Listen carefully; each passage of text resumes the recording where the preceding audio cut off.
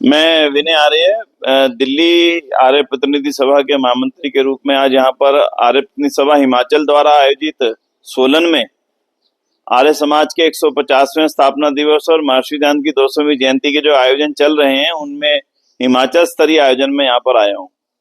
मतलब जैसा आप जानते हो, आर्य समाज अब एक अपने आप में एक परिवर्तनकारी क्रांतिकारी संस्था रही है।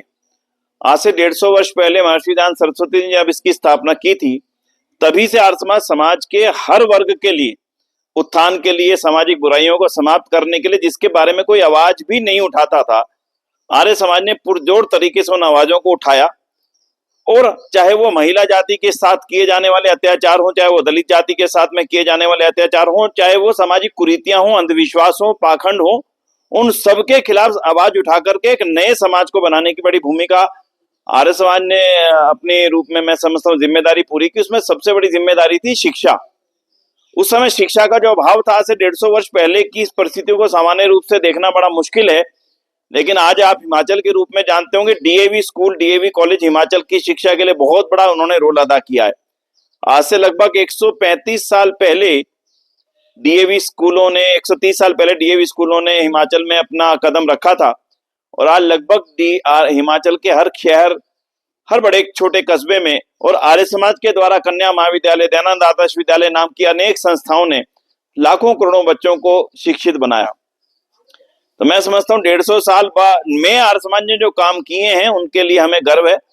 और आज 150वें साल के इस उत्सव पे हम ये भी विचार करेंगे कि आज समाज को किन बातों की जरूरत है, किन चेतनाओं की जरूरत है, उनके बारे में चिंतन करने के लिए 2 दिन का ये सत्र है। आज इसका अंतिम दिन है।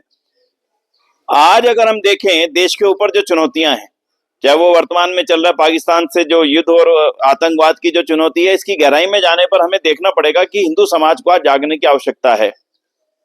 हिंदू समाज जो कि भारत का प्रमुख रूप से, जिसको हम ये कहेंगे कि ये हमारा ही देश था, इसमें यदि चुनौतियां हिंदू समाज को सहनी पड़ रही हैं तो कुछ तो कारण है। उन कारणों पर चिंता और चिंतन हम इस 2 दिन के सत्र में कर भी रहे हैं। उनमें एक बहुत बड़ी चिंता आज के समय में है परिवारों का कमजोर और छोटा होते चले जाना। देखिए, भारत राष्ट्र में अगर सबसे छोटी इकाई कोई है तो परिवार है।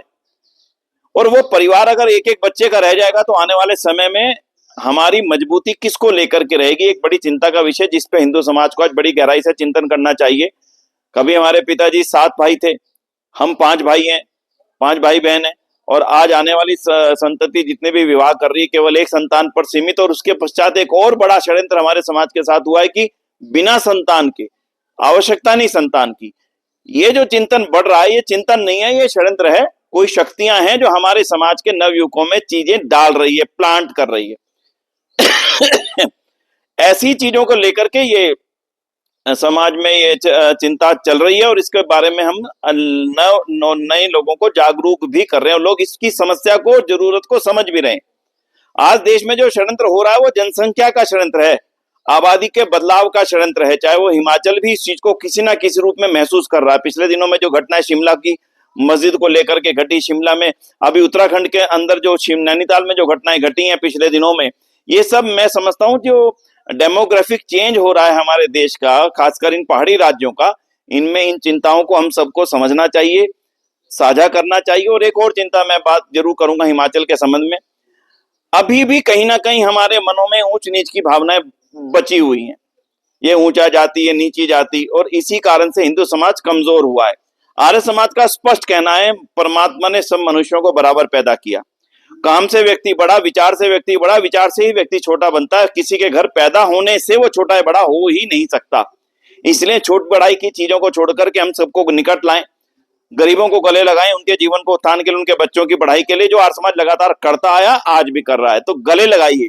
पहला हमारा जो निवेदन था वो था रिश्ते बचाइए, यानी परिवारों के रिश्ते जो समाप्त हो रहे हैं, मामा मामी, चाचा मौसी, बुआ, जीजा साली, ये सारे रिश्ते समाप्त होने वाले हैं एक बच्चे के कारण से। और ये हिंदू समाज को आज की सबसे बड़ी चुनौती के रूप में स्वीकार करना चाहिए। और दूसरा है, गले लगाइए जो हमारे समाज का वो वर्ग जो आज भी अपने आप को पिछड़ा महसूस करता है, आज भी अपने आप को कहीं पीछे गया हुआ महसूस करता है, अपने आप को हीन महसूस करता है। उसको हीनता से निकालकर उसको शिक्षा के रूप में, समाज में प्रतिष्ठा, सम्मान के रूप में उनको हम ऊपर ले आए।